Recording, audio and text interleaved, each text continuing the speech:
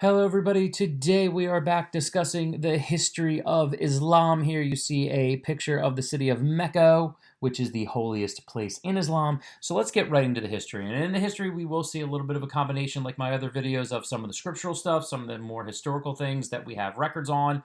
So let's just jump into that. So when we kind of go to the early origins of Islam and the Arabic people, we do have to go back to both the Quran and the Old Testament. And it's going to start with Abraham. Now, Abraham, of course, being the patriarch of the Jewish people, which we have talked about before. And the story basically goes is that Abraham and his wife Sarah were unable to have a child. And his wife encouraged him to have a child with their servant Hagar. And he would have a child with Hagar, and that child's name would be Ishmael. On the right there, you see a picture of Hagar and Ishmael.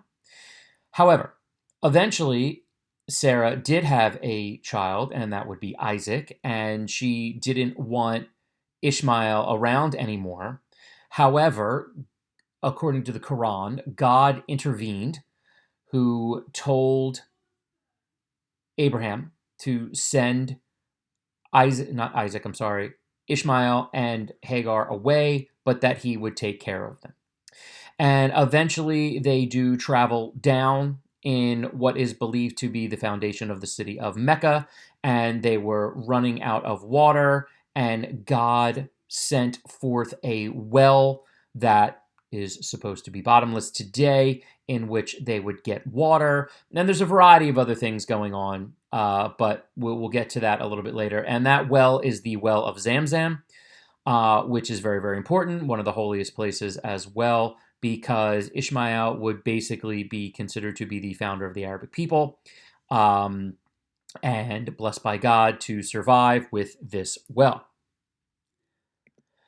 And there is a group of people outside during the pilgrimage time walking down to where the well is located to drink from it.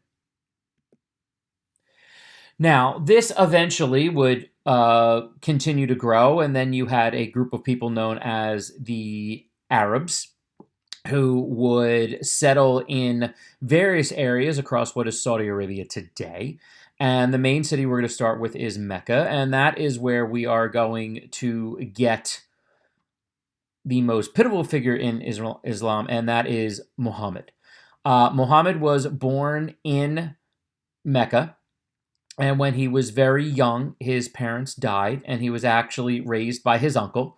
And for much of his life, he was a trader. Okay, he traded goods. This area, Mecca, is really close to the Red Sea, which was a really important trading hub in the late 500s and early 600s. And it is as a trader that he came into contact with Jews and Christians, which started getting him to think a little bit about monotheism. The Arabic religion at the time was a polytheistic religion, and he wasn't really satisfied with it, which I'll get to in a moment, but he does come into contact with both Jews and Christians, and that gets him thinking a little bit about monotheism. He would get married. Interestingly enough, he would marry his boss. His boss was Khadijah, who was in control of the trading company that he worked for, 15 years older than him. And by all accounts, everything seemed to be going pretty well, pretty normal. But around the age of 40, he was really having some dissatisfaction with the world. I think you could probably call it really a spiritual crisis. He felt a little bit lost in his religion. And what he started to do was kind of to make his own pilgrimages up to what is known as the Caves of Hira. So there are these low-lying mountains outside of Mecca that he would go to and meditate and try to just figure out what he was missing spiritually. And in the year 610, according to Islamic beliefs, we have a breakthrough. According to the Quran and Islam, it is at this time that Gabriel, the angel Gabriel, who you see here on the right, reveals himself to Muhammad and gives Muhammad the message of the one true religion. And over a series of time, he instructs him and preaches to him the actual words of God, which eventually will make their way into the Quran, which I'll talk about in the Islamic belief section. And basically that he being Islam, he being Islam, his being Muhammad is the last in a line of prophets that have come over time, but the rest of the prophets didn't quite get the message right, and Muhammad was being given the direct word of God, and that he needed to spread it to people. And early on, Muhammad was a little bit concerned about this. He wasn't sure what he wanted to do. He talked to his wife, some of his friends, and his cousins, but it was particularly his wife that was kind of his rock here. She really was probably the first convert to what would become known as Islam. And she encourages to spread his word. And so starting in the year 613, Muhammad starts to preach Islam. And slowly but surely, he starts to gain followers to the ideas that he is preaching. And all seems to go well for about 6 years. Unfortunately for him, in the year 619, his wife and uncle who raised him died. And this really, really hit him hard. From what I have read, there is some concern. Would he continue on? Would he be able to spread the faith without these closest people with him? Well, that would be addressed when Gabriel comes to see him again.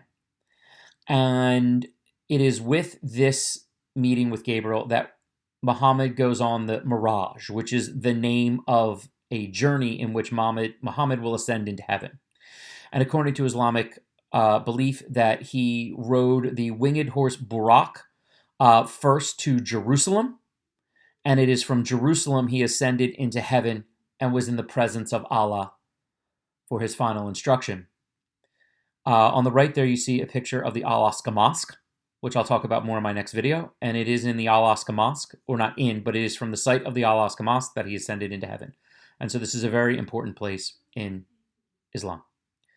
However, returning to Mecca, because he was starting to get a following, and because people were starting to really like what he said, he becomes a target of the authorities, and the authorities want him arrested, and he is forced to flee Mecca.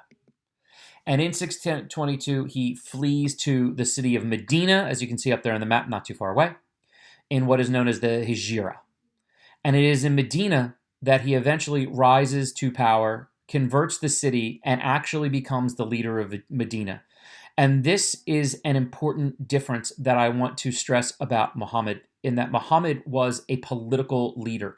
Unlike some other religious founders that I have talked about or will talk about who did not hold political positions, Muhammad was both a political and religious founder. And this is really, really important. This gives him a little bit more of a level of authority because he is both in charge of the spiritual well-being of the religion as well as the beginnings of what would become an empire. He will eventually return in 629 and conquer Mecca. And for the last 3 years of his life, his focus will be in both converting and consolidating the Arabian Peninsula under control of his empire. And he will die in the year 632, accomplishing much of that. If I jump forward to a map real here, this is what would be conquered under Muhammad. And what's very, very important here, the Arabs at this point were very much divided up into clan and family groups. There was no real unity. They were very, very accomplished fighters. However, they often spent that time fighting each other. And with Islam, he is able to unify the Arabs into one force. And that force is going to be pretty impressive.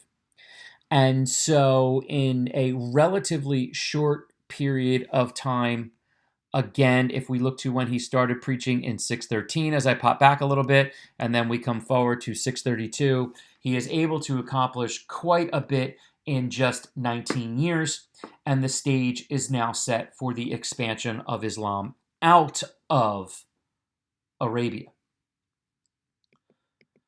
So this is, actually, let me pop back up a little. This picture here is a picture of the Mosque of the Prophet, which was built by Muhammad. And what's really important is this also has the tomb of Muhammad. So here we have a religious founder where reliably we know exactly where he was buried. So this is a very significant place in Islam as well. Now, the successors to Muhammad, this is going to be very interesting because what they had to try to figure out was who is going to take over now that Muhammad is dead. And there was a big kind of, I have here a beginning of the split, and we're going to get more into the split a little bit later into what will develop into both Sunni and Shia Islam. And basically what you had here is that there were some people that felt that it should be someone who has a familial link to Muhammad that should be the next ruler. And a lot of people, not a lot, a decent amount of people felt that it should be a gentleman by the name of Ali, who was Muhammad's son-in-law. However, other people close to him felt that they should rather go with someone who, while linked to Muhammad, one of his inner circle, should be who they feel is going to be the best political and military leader and religious leader that they could find. And the first guy that ends up taking over after Muhammad is a man by the name of Abu Bakr. And you see a picture of Abu Bakr up there.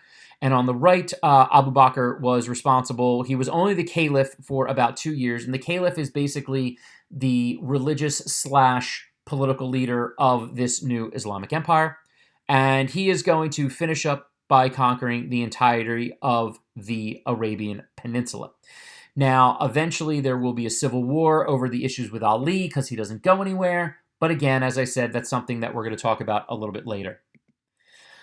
The real key important person here would be the next caliph, a man by the name of Umar ibn al-Khattab, simply known as the Caliph Umar.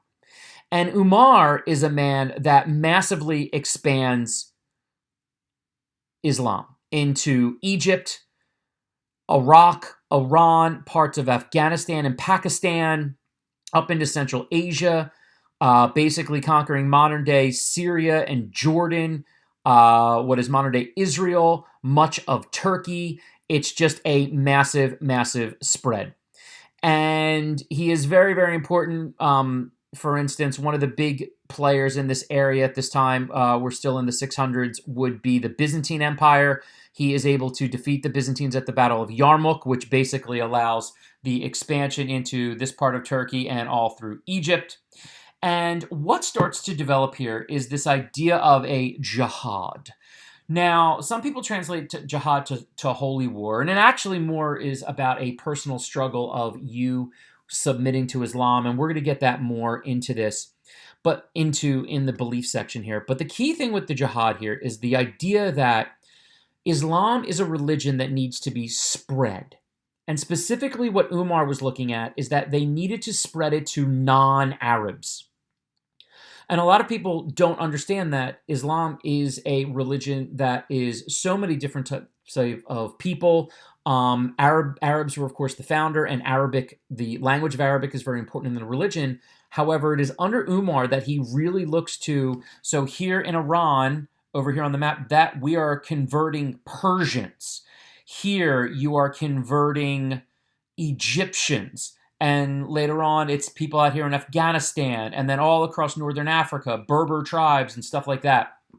And it is absolutely crucial for the spread of Islam. Islam is the second largest religion today, and it is this idea of this jihad, this looking to spread the religion to the people outside of Islam. And that was really, really important. And as I show you here, the explosion. So if we look under Muhammad, so 622 to 632, we have this area. And then the first 4 caliphs, but mainly under Umar, we have the orange. And then under an Umayyad caliph, so a different family will take control, we have this pinkish purple. So in just a matter of about 125, 28 years, Islam is going to spread from Spain all the way to the Indus River in modern-day Pakistan. This is a huge area. Now, this wouldn't be one unending empire. This would actually break down a little bit into other empires, but you can see a pretty impressive spread, and it would continue to spread. I have this final map here just to give you an idea. The main area of Islam right here in the Middle East and North Africa, although we also have Indonesia, and pretty much you're looking at a worldwide spread. Okay, so that should just give you a little basics of the history of Islam. We'll talk about some more stuff in class, and I'll see you guys soon. Take care.